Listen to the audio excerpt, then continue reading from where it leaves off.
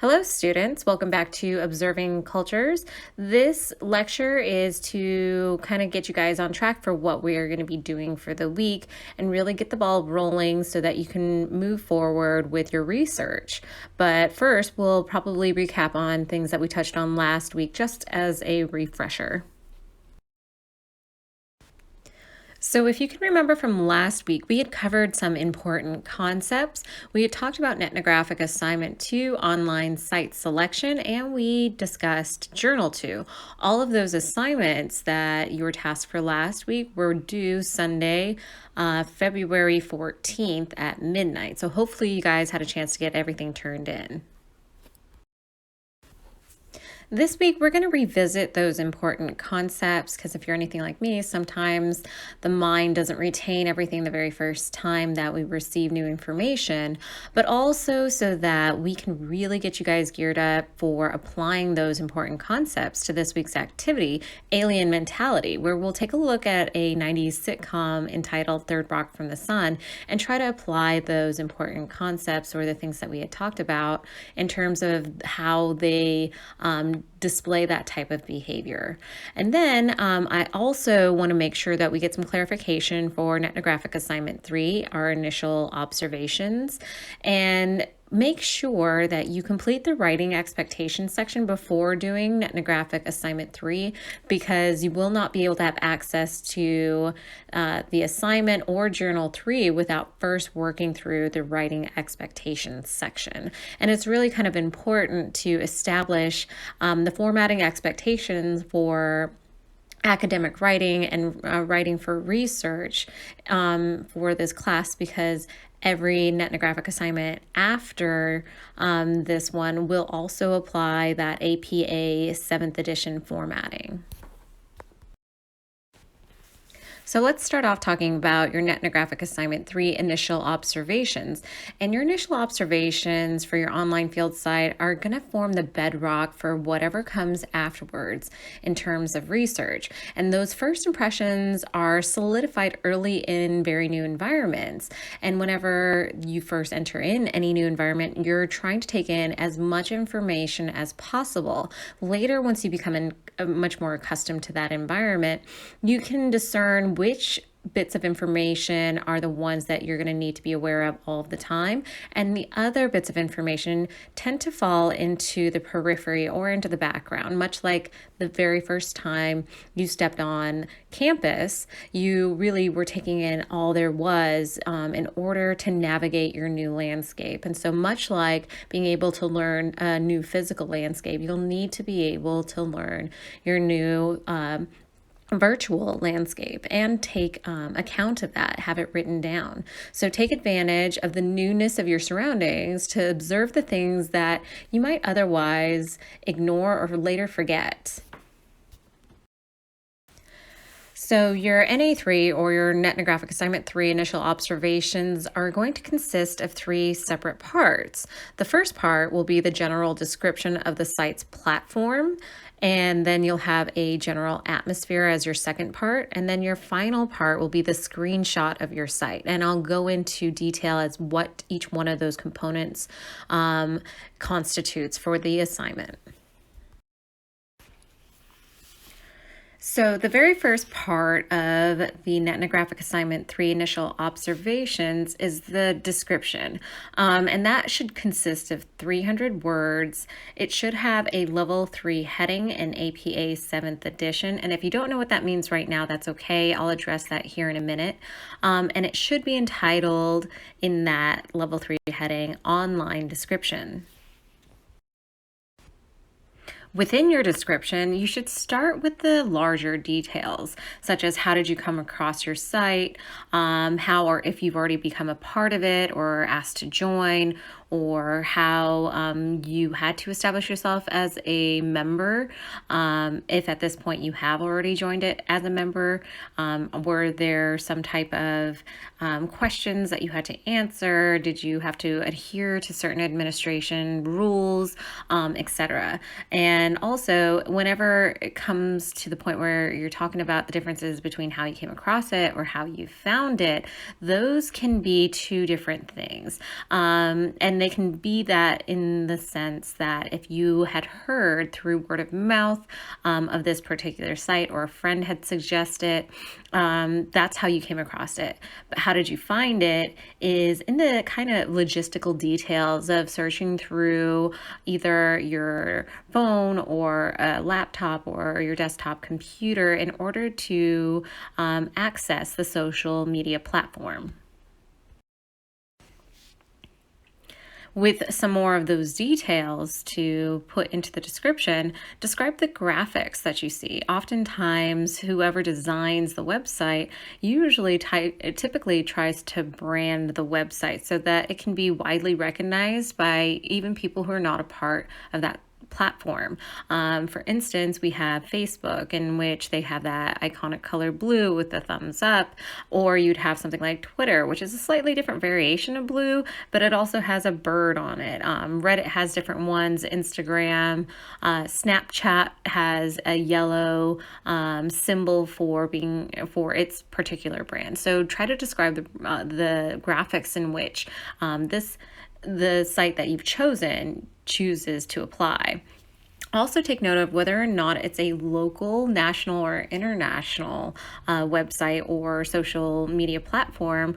In this virtual landscape, oftentimes you can be able to determine, is it something that's just isolated to Missouri? Is it something that's just something specific to the United States? Or is it a global phenomenon? So make sure that you take note in what type of number or demographic that you're applying, or demographic that they are attracting to the site.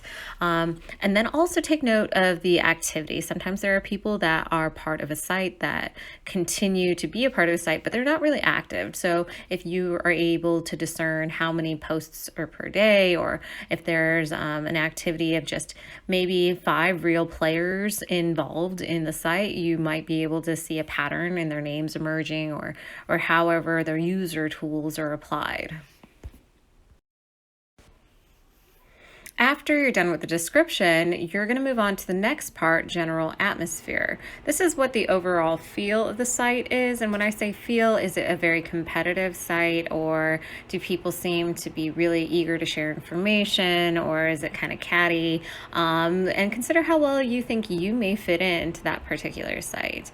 Do you see that there are ways in which people kind of communicate that you already are typically familiar with, and whether or not the site shows promise for your research. If you can start to see anything right off the bat, that's perfectly fine. If you don't see much of what seems to be going on in terms of a general idea of the social interaction, that's perfectly fine too, because we're going to be going through a discovery process within your research. The last component of your initial observations will be a screenshot. This is just really so that whoever is reading your document can clearly see exactly what you're kind of describing and talking about as you point certain things out in the description and the general atmosphere. And that way we can really be able to identify and see exactly how it's being applied in terms of your virtual landscape. Now, in addition to the writing expectations section, in the document or the instructions for an ethnographic assignment 3, there are hyperlinks nested throughout the instructions in Canvas.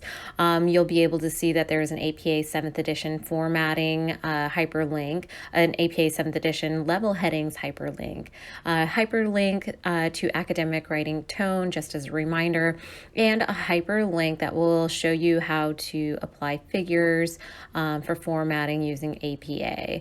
But also make sure to work through that writing expectations section if you haven't already. Now, for Journal 3, this is going to be kind of a writing exercise. And to really get the ball rolling to make your observations, I'd like you to set a timer for 5 minutes. And during that 5 minutes, really do the best you can to acquaint yourself with the user tools of the site, including any type of navigation tools that they provide, anything that they use to facilitate virtual interaction in the social media platform. Make sure to read any of its instructions, any kind of rules that are provided, various different posts. What type of reaction tool is it that people are using? Do they just post comments, or who is it that seems to be posting? Is it the administration? Is it maybe one of the account users? Is it, if it's like a YouTube video, is it the host of the YouTube channel, and how are people using the platform once again to interact with each other, even outside of those who may be posting the most? Are there people that kind of vote things up, or is it something along the lines is getting the most likes? People don't actually have to be saying anything in order to be heard in some form. After you're done with that first 5 minutes of really just searching through and acquainting yourself with the site, then I'd like you to reset your timer for another 5 minutes and write as much about what you observed before the time runs out. And during this process, don't start writing through any part of it. Just keep writing. Even if you don't know what to say, write, "I don't know what to say." But you can also jot down personal thoughts or questions that you had during that 5 minute observation, things that didn't seem apparent to you at that moment, or maybe that you were trying to struggle figuring out how to use. Go ahead and write that down as well. Then after you're done with your 5 minutes of writing, repeat this cycle for 45 minutes.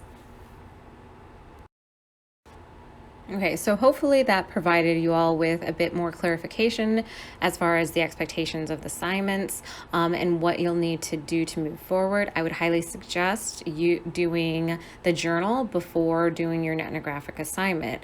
Oftentimes you're going to notice that the journals are directly tied into the content of the ethnographic assignment. So doing the journal first is kind of your way of just taking the nitty-gritty notes, and then the assignments, the ethnographic assignments, are your opportunity to polish up your notes and present your findings in a clearer or more concise format.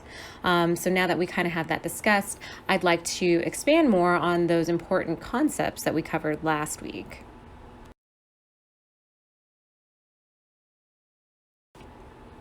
Now, if you recall, we covered various aspects about culture, or terms that anthropologists apply whenever we're describing culture. And so we talked about culture itself, we talked about tacit culture, explicit culture, naive realism, ethnocentrism, and we touched lightly on informants.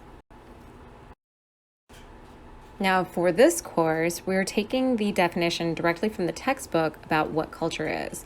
And it states that culture is knowledge that is learned and shared, and that people use to generate behavior and interpret experience. And so, whenever we're applying the thought of culture in its totality in terms of your social media sites, that you're really trying to understand what type of knowledge that's being learned on the platform, how they're facilitating the sharing of this particular knowledge, and how are people using it to generate their own behavior and interpret what's going on in order to apply that behavior appropriately. Now, the next couple of terms are a little bit more challenging to conceptualize, but we had discussed something in terms of tacit culture. And tacit culture is social knowledge of which people are usually unaware of, but they know about all in the same time. And it's something that's generally not discussed, but we also know how to use it and apply it to appropriate contexts. So let's use personal space as an example. We are very much aware that there is a personal space bubble that we all kind of navigate through in our everyday lives. And oftentimes there's a personal space that we allocate for those that we may be acquaintances with, or maybe just meeting, and that there is a comfortable area between us. Prior to social distancing regulations, we had already a personal space bubble that we were comfortable with. Now that space gets more constricted whenever we have people around us that we're much more intimate with, or that we have known for a long time, and those people are allowed to be within that circular space that we all kind of invisibly walk around with. If we were to use another example about personal space, we have also a way of allowing people into our personal space at a very intimate level, and that's whenever we apply hugging. And often we know that there are particular times in which it's appropriate to hug, oftentimes with greetings if you haven't seen somebody in a long time. But I'm sure we've all experienced that one occasion in which the hug was kind of awkward, or it felt as though it wasn't applied correctly, which made it awkward. And so this is an example of tacit culture because we know what is the appropriate way to apply a hug to specific individuals in their particular contexts. You wouldn't really hug your significant other the same way that you might hug a friend. Otherwise, information might get lost in translation. But also, where it is that we place our hands, where it is that we place our chests, how much space is between, and how appropriate is it whenever we are applying these personal spaces in terms of hugging between genders or family members. And so we also know that there is a specific way to apply this behavior, and we also can recognize when it's done wrong. So that's an example of tacit culture. At the opposite end of the spectrum, we have explicit culture, or social knowledge that people can perceive and that we can easily talk about. Remember how we had used the hand wave on the steering wheel as an example of explicit culture. And explicit culture in this term is that we can see this behavior and we know what it means, and I can explain it to you, or at least in my example, my husband had to explain it to me in depth. But many of you also contributed that, yes, you're familiar with it, but that it's not something that you traditionally apply in a city whenever you're driving. This is more of a rural area, most likely on a country road, and that it's an indication that you make whenever you pass someone by on the road. So you can even see from this example that the setting that's kind of blurred in the background, this seems more of a rural area, that the road itself is definitely a country road, but oftentimes that there are specific rules that can apply to this, that it can apply to this two finger going up, and that there's a specific amount of time that you know that if you linger too long, it's not appropriately applied. But it's a way of kind of saying, hi, I see you on the road, and I'm considering you as a person as you're passing by. But you would also apply it differently if it was a family member or if it were a friend or anything along those lines. But it is just kind of a friendly, hi, what's up, in a more relaxed setting than it would be if you're in traffic where there are other types of hand signals that people often apply. Then we got into talking about naive realism, and this is the idea that people see the world in the same way that you do, which is, of course, set within the name itself. It's kind of a neat, naive perspective, and we can all kind of relate to it at some period in time of our lives. For example, was there ever a time in your life, even as a child, where suddenly your mind was kind of blown that people didn't do the same things that you did in your home with your family, or things were not done the exact same way? And I'll give you an example. Whenever I was younger, my favorite meal was spaghetti, and I thought it was the most amazing thing that we could ever have during dinner. It was a real treat at my household, and everything was made from scratch, and it was just this beautiful aroma of food. And so, whenever a friend of mine had invited me for dinner at her house and said that they were having spaghetti, I, of course, was naturally very excited. And whenever I sat down and tried the spaghetti, I realized very quickly that not everybody made spaghetti the same way. And in fact, it was kind of surprising that I was experiencing something like this that I had always assumed was something I enjoyed across the spectrum. And then having to kind of confront the reality that not everybody makes good spaghetti, and that oftentimes spaghetti is not a made from scratch dinner item that people can pour it from a can and over some noodles and call it spaghetti just the same. And so that was kind of this rude awakening in which my naive realism had come to a dramatic halt at a very early age in a very superficial type of way. But we can apply these concepts across the board in that all of us at some point in time have had some sort of experience relative to what we've understood about the world around us. And that applies in even more of a broader sense, in that just because one neighbor might make their spaghetti from scratch, the other one doesn't. We can imagine that if we expand that even further to a global scope, that there are many things that would be considered normal here that might be considered strange in another culture, and vice versa.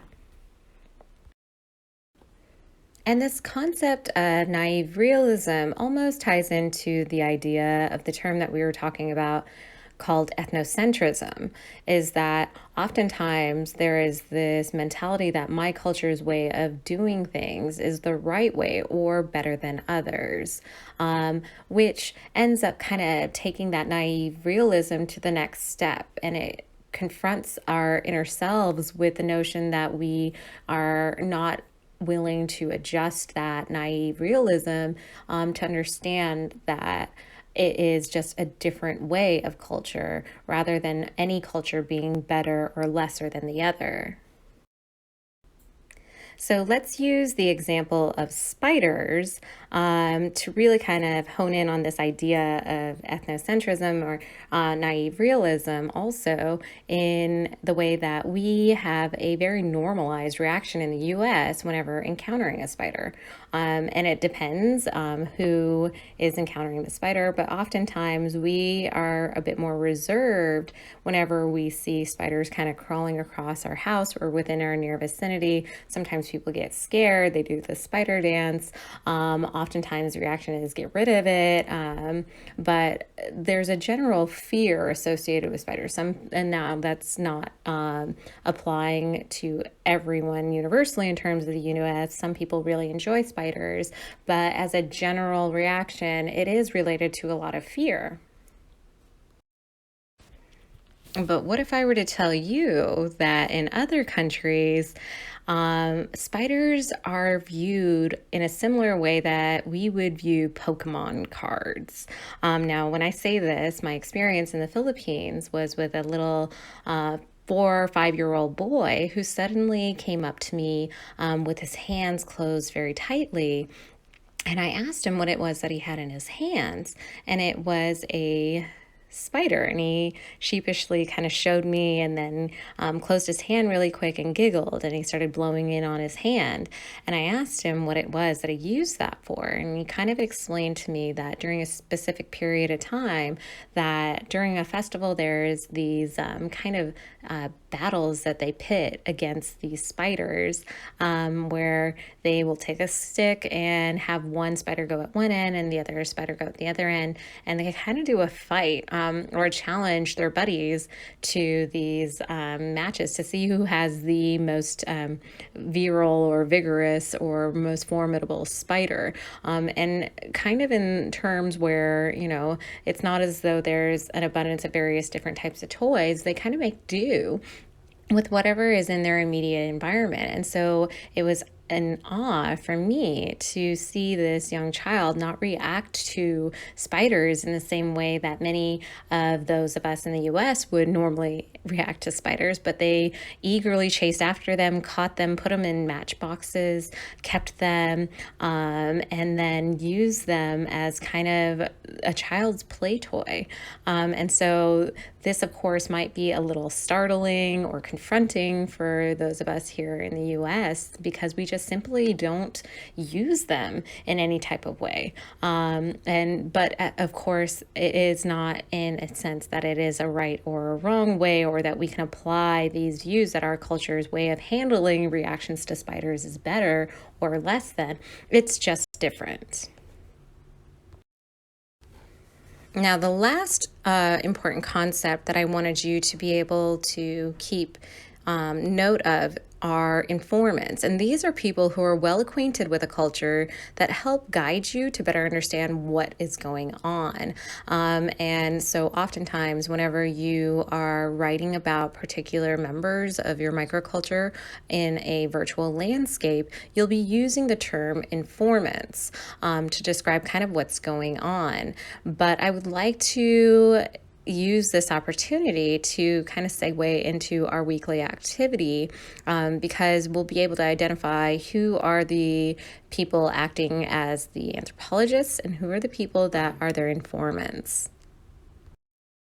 So, for the weekly activity, we're going to watch a 90s sitcom entitled Third Rock from the Sun. The show really is an exploration of this thought experiment that most anthropologists apply to whenever they're studying a culture.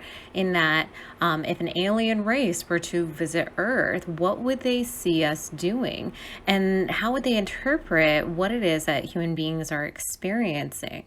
And how, at one place on the globe, various different applications of tacit or explicit culture might not apply at the other end of the globe. So, what is it that they would really kind of learn, and how could they be able to communicate what it is that the human species is really kind of all about? To set the stage, the show is based on that premise of these aliens visiting Earth to learn more about human beings. But prior to coming to Earth, they were really just these gelatinous purple blobs. They had no form, no gender, no way in being able to experience the world or the experiences of human beings as human beings would. They lacked that type of vessel that we find ourselves navigating through the world in.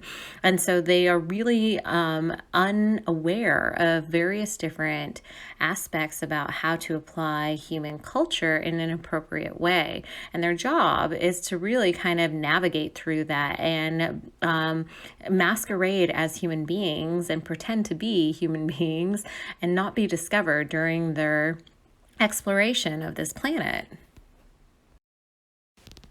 To help disguise themselves, they are assigned to various human forms. They didn't really have any preference towards what type of human form that they would have. They didn't really have any way to gauge what specific form would be appropriate or would apply in the best way in terms of how they perceived themselves or their stations. And so the very first character I want you guys to know about is Dick. He's the commander. So they're essentially in this military style unit. And so he's supposed to lead the others in the direction of their mission. And he's really kind of a comical character because he is still kind of discovering what it means to be human. But he's also highly intelligent. So there's kind of this conflict in a comedic way in which these two opposite ends of the spectrum meet. He also has a girlfriend, ironically, who's an anthropologist who never seems to catch on that they are aliens. But he's very much engrossed in these new feelings because he didn't have these particular feelings that we know of as far as love. And so it's all new and it's very consuming. But he's quite almost obsessed with it. So you'll be able to have a chance to see their dialogue in play as he's trying to learn how to be human. Then there's Sally, and she is the security officer and weapons specialist. And she, of course, in her purple gelatinous form, didn't really have any idea of what it was or what the roles were that entailed being a female human being. But her task is to kind of experience what it is to be the female. But she's also in conflict with her role as security officer and weapons specialist. She's very highly trained. And she's become quite familiarized with human weapons in order to protect her unit. And so her first priority in the mission is to ensure the safety of the rest of the members. Then we have Tommy, who is the informations officer, and he's the one that has to know all the history and evolutionary perspectives of the human condition. But he's also supposed to be able to try to apply various bits of information that would be pertinent to their mission. So, as he is essentially, in terms of them in their alien form, the eldest of all of the aliens, he has been transported into the body of a juvenile with all of the other types of emotional chaos that ensues during adolescence as he's trying to contend with having this knowledge, this vast knowledge and experience well beyond that of his other officers, but that he now has to kind of grapple with the life of an adolescent boy. Finally, there's Harry, and Harry's sole purpose on the mission is to be this biological transmitter. So any information that comes from their home planet is transferred into him, and he ends up kind of communicating it. He's never conscious for the communications. They're just messages that end up being received from their home planet and their high commander throughout the duration of their time studying human beings.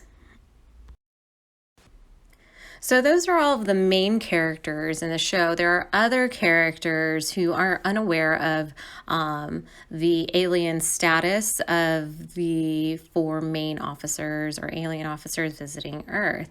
And so you'll get an opportunity to really kind of see how they understand and interpret the knowledge of culture that is predominant here in the US, and as they try to apply it. Sometimes they get it right and sometimes they don't, but they often try to dissect it to better understand what's really going on. And so throughout the show, try to take note of various things during each skit that is really kind of playing with the concepts of tacit culture, explicit culture, various things in terms of naive realism. Whenever they come to some sort of epiphany where they're like, oh, this is how it is, do they interpret it correctly, or are they kind of off base? And then also, are there forms of ethnocentrism where they are, of course, an advanced species of aliens? So do they feel that they have a better or more knowledgeable way of trying to interpret what's going on? And how do they kind of demonstrate an ethnocentric perspective on human culture? So after you get done watching this lecture video, go ahead and go on to the Alien Mentality Third Rock from the Sun video link. Watch that. Have the worksheet in hand, read through it, and try to look for various different skits and describe exactly what's going on in terms of the various different important concepts that we're going to try to apply later on to a virtual landscape.